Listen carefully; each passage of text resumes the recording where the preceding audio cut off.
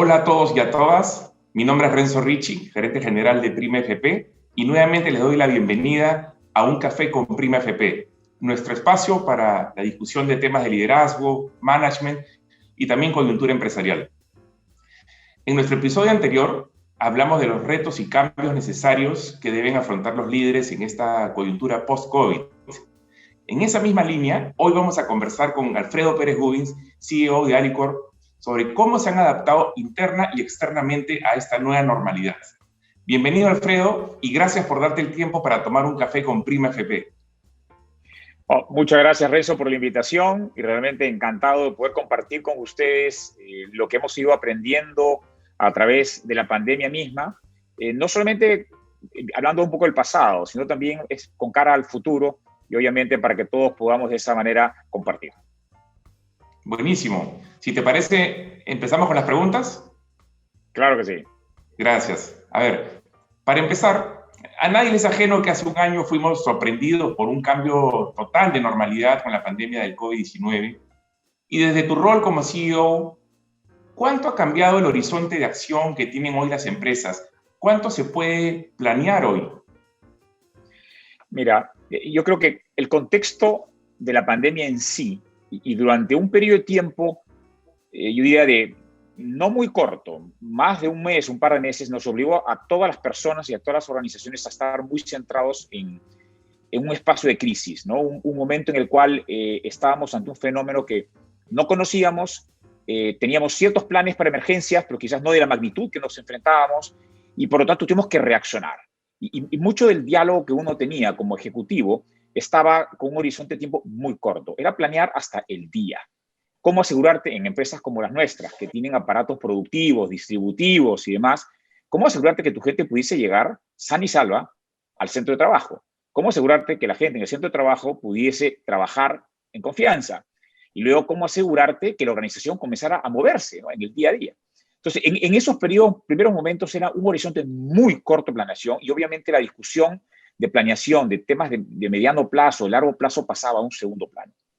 Conforme fuimos ya de alguna manera adecuándonos a esa nueva realidad, fuimos también, sobre todo en los espacios más gerenciales de la organización, también empezando a reimaginarnos esa nueva vida que vamos a tener hacia adelante, entendiéndola como, digamos, relaciones con nuestros clientes, que pueden ser bodegas, pueden ser, digamos, toda la industria de panificación, y también podían ser nuestros consumidores.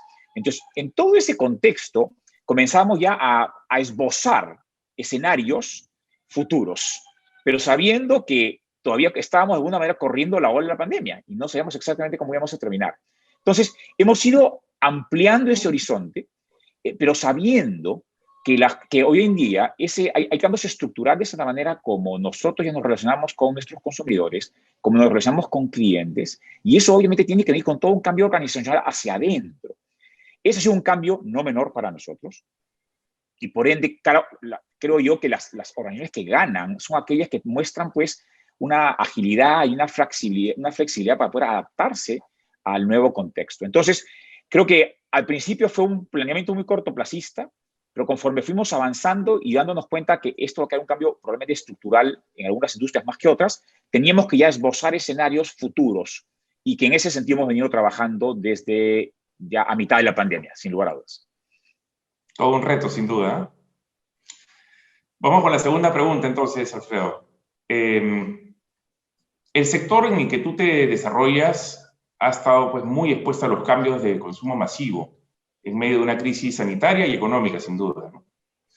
¿Cómo ha sido ese camino para adecuarse a los nuevos hábitos de consumo? ¿Qué se ha repensado? Sí, yo creo que nosotros mismos somos ejemplos de cómo la pandemia nos ha afectado a nosotros en nuestros hábitos, sea la forma como compramos, sea la forma como consumimos.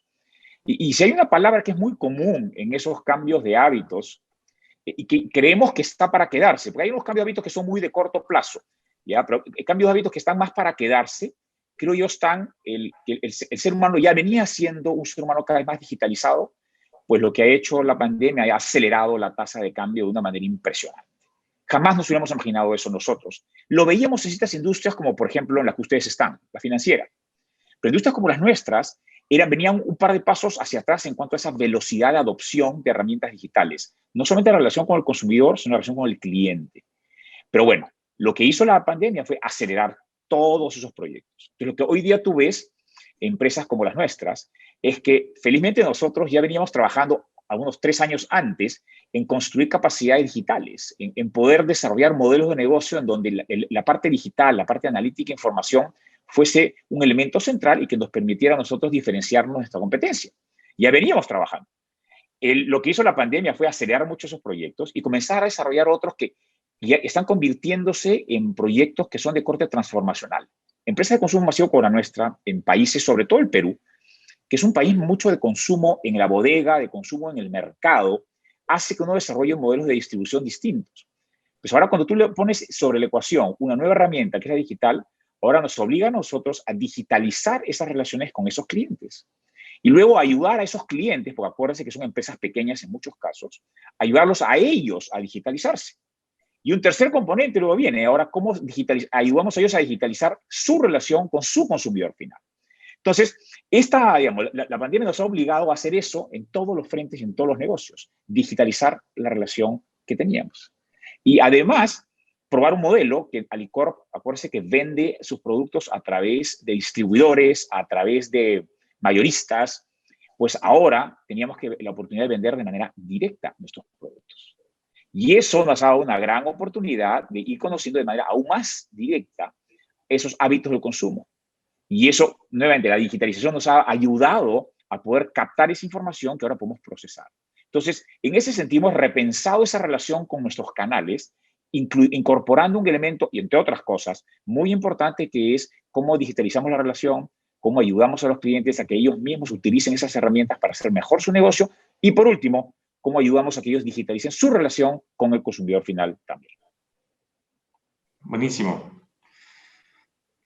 También quería comentarte, ¿no? Hoy se exige a las empresas ser socialmente responsable y Alicorp ha destacado en el último ranking Merco por ello, ¿no? La verdad, felicitaciones por ese logro.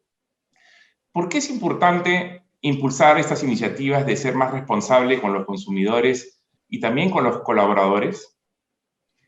Sí, gracias por la felicitación y yo creo que hay muchas empresas que van destacando en el tiempo con respecto de las cosas que van haciendo bien en ese sentido de responsabilidad. Y creo que todo parte porque las empresas sientan la responsabilidad de que tienen que ser empresas con un claro sentido de propósito. Esa razón por la que, primero, yo quiero trabajar en esa empresa. Es esa razón también por la cual un consumidor escoge un producto sobre el otro, ¿no? Que va más allá del precio y otros elementos. Entonces, cuando una empresa comienza a interiorizar la necesidad de definir un propósito, vivir ese propósito, que en nuestro caso se llama Alimentamos un Mañana Mejor, eso te ayuda a tomar una serie de decisiones de negocio y no de negocio y hacen que tu relación cambie. Hoy hemos ido viviendo a un universo de personas, de seres humanos, que nos demandan, pero nos demandan y con justicia que vivamos, siendo empresas con un sentido de responsabilidad, y sobre todo una empresa como Alicorp, en países como el Perú, por su tamaño y su relevancia, que tienen que ir mucho más allá de simplemente vender, generar una utilidad y devolverse a tus accionistas. Eso es un hecho, tienes que hacerlo, pero además viene el cómo lo haces. Y ese cómo lo haces hoy día te lo demandan tus empleados, te lo demandan tus consumidores, pero es muy vocal. Y por lo tanto, cuando contratamos hoy en día a nuevo talento, ya es parte de la conversación. Cuando uno directo o indirectamente se relaciona con consumidores, es parte de la conversación. Y entonces las empresas no podemos ser ajenas a ello. Y yo creo que si tú como empresa defines un claro propósito y comienzas a establecer tus estrategias y la forma de trabajar alrededor de ese propósito, te facilita todo el camino. Al principio no es fácil, pero yo creo que poco a poco uno va interiorizando lo que eso significa y te das dando cuenta que te ayuda a tomar decisiones, porque fácilmente ¿está bien o no está bien? ¿Alineado o no con tu propósito? Y eso a nosotros nos ha ayudado enormemente, Renzo. Y en esa línea, tú estás a la cabeza de una empresa que tiene un número importante de colaboradores. ¿Cómo mejorar el balance entre el trabajo y las labores del hogar en esta nueva normalidad? Por ejemplo, en Prima, buscamos que haya un momento de desconexión y de horas en las que se puede y en las que no se puede armar reuniones. ¿Cómo lo han trabajado ustedes? Uy, ese es un gran reto, Renzo. Sin duda. Yo creo que, mira, nosotros, y con absoluta transparencia, no nos hemos imaginado lo que pudiese significar la virtualidad. Es decir, ir a una organización excluyendo las partes operativas y distribución, digamos, que sí tienen que estar, digamos, en el centro de trabajo, pero todo lo demás de manera virtual. Nunca habíamos preparado un caso así. Yo recuerdo el día anterior a tener una conversación, digamos, ese día anterior a que se establezca la cuarentena con el equipo, y yo, te digo, me costaba imaginarme eso, me costaba que pudiésemos funcionar como organización. Pero bueno, se dieron los días y la organización aprendió. Sin embargo, vinieron los costos, porque en la casa no solamente estaba uno, sino estaba la familia, a la cual había que atender, había que cuidar, los niños chicos tenían que hacer sus clases, los papás tenían que participar de eso, además de las labores que tenían en el trabajo. Entonces, los retos comenzaron a multiplicarse. Creo que el primer punto que y fuimos aprendiendo rápidamente, era que había que aprender a escuchar, preguntar y escuchar. Saber qué cosas realmente estaba pasando con nuestra gente y entenderlos y comenzar poco a poco, como ustedes están haciendo y me comenta Renzo, diseñando, digamos, pequeñas estrategias que ayudasen a ellos a poder trabajar mejor. Entonces comenzamos a diseñar algunos elementos que comenzaron a ayudar. Una de ellas, y te voy a comentar algunas que son chiquitas, ¿no? Pero creo que van acumulando, ¿ya? Primero, creamos un pequeño programa que llamamos de Alimentando tu Bienestar Emocional, ¿ya? Y que era un espacio que llamamos de contención muy personalizado, en donde participaban psicoterapeutas que trabajaban directamente con nosotros, quienes, digamos, ayudaban a las personas a poder reflexionar, a poder entender su situación, sus dinámicas y a buscar encontrar soluciones a la problemática individual. Ese programa, digamos, tiene diversas formas, tanto con el personal administrativo como con el personal de planta. El personal de planta ha sido increíble porque hemos tenido que desarrollar, digamos, psicólogos que estaban asegurándose de poder hablar no solamente con los operarios, sino con las familias de los operarios para que ellos se sintieran seguros de poder ir a trabajar, porque era gente que sí tenía que ir físicamente. Entonces, tuvimos que trabajar además con los jefes de planta para que ellos también tuvieran como parte de sus responsabilidades llamar casi todos los días a todos los operarios, los grupos de riesgo, los que no se sentían bien, darles tranquilidad, darles información y guiarlos por un proceso que era nuevo para todos. Entonces, ese elemento emocional a través de estos programas realmente fue sensacional. Hicimos otro también bien interesantes que le llamábamos sesiones de mindfulness, en donde también buscábamos cierto personal, digamos, especializado que con técnicas bastante sencillas ayudara a la gente a manejar el estrés, digamos, gestionar su propio equilibrio, ¿no? Porque cada uno tiene sus propias dinámicas y fue muy, muy, muy valorado, ¿no? Hemos hecho también algunas cosas bien interesantes y simpáticas en donde hemos hecho sesiones de entrenamiento, digamos, de entretenimiento, perdón, virtual, para toda la familia, no solamente para los trabajadores, ¿no? En donde hemos ido aprovechando en los fines de semana shows de magia, de improvisación, de teatro también. Entonces, hemos ido, digamos, generando esos espacios para ir que la relación empresa-colaborador no sea solamente de negocio, y sobre todo porque en esos casos involucramos a la familia. Entonces, hemos ido encontrando pequeños espacios, como el que tú mencionabas, para poder nosotros, digamos, ayudar a las personas a gestionar este espacio. No es perfecto, pero sí denota sobre todo esa capacidad que te mencionaba al principio de escuchamos y luego actuamos para que ellos al final del día se sientan lo mejor posible. Genial. Finalmente, en una reciente encuesta que tuvimos con Semana Económica y KPMG, uno de los hallazgos entre directores de empresas fue el foco de las organizaciones por mantenerse a flote. A un año de ese escenario crítico, ¿crees que esa debe seguir siendo la prioridad? ¿Qué iniciativas habíamos puesto en espera hoy y que deberíamos empezar a retomarlas? Mira, yo creo que, digamos, diversas industrias se han visto afectadas de manera distinta por la pandemia. Yo creo que sí hay elementos de comunes denominadores. Por ejemplo, como te comentaba, muchos de nuestros clientes, como por ejemplo todos los restaurantes, hoteles, panaderías, pastelerías, digamos, lugares de producción de ciertos bienes industriales, han sufrido enormemente y siguen sufriendo, porque la pandemia continúa sobre todo para ellos. Y sí, en este caso, el objetivo principal que ellos tienen es cómo sobrevivo, cómo me mantengo a flote utilizando, digamos, tus palabras. Y ahí hemos ido nosotros desarrollando programas de apoyo.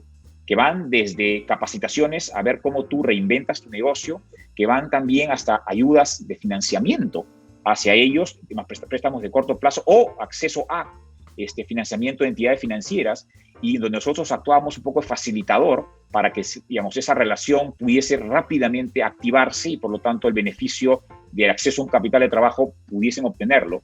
Entonces hemos ido logrando, dependiendo del tipo de cliente, poder ayudarlos de esa manera. Creemos que hay otros, situaciones, otros negocios y otros clientes nuestros en donde la situación es súper distinta, ¿no? En donde ya, el tema de mantenerse a flote ya no era tanto un problema. Sin embargo, era, como hablábamos al principio, es como me reinvento, porque ahora mi consumidor, mi cliente, también está cambiando. Y por lo tanto, por ejemplo, herramientas digitales comienzan a jugar un rol, bastante importante. Y ahí es donde, al igual que a nosotros, al igual que a ustedes, muchos de estos negocios tuvieron que acelerar, todos sus planes, pero no contaban con las capacidades, porque eran empresas de negocios pequeños. Entonces, ahí es donde nosotros, la empresa un poco más grande, no solamente tiene la oportunidad de ayudarlos para que nuestro negocio crezca, sino ya uno tiene la responsabilidad de hacerlo. Y se vuelve una situación bastante win-win. Entonces, creo que en ese sentido hemos ido desarrollando ese tipo de iniciativas que ayudan a ese cliente, sobre todo el pequeño, el mediana empresa, que quizás no tenían acceso a capacidades, pero que uno tenía esa responsabilidad de poder ayudarlos en ese frente. La verdad que súper interesante cada una de tus respuestas, Alfredo. Muchas gracias nuevamente por darte el tiempo de acompañarnos y agradezco también la atención de quienes se quedaron conectados hasta este momento. Mi nombre es Renzo Richie, gerente general de Prima FP, y nos reencontramos pronto en una nueva edición de Un Café con Prima FP.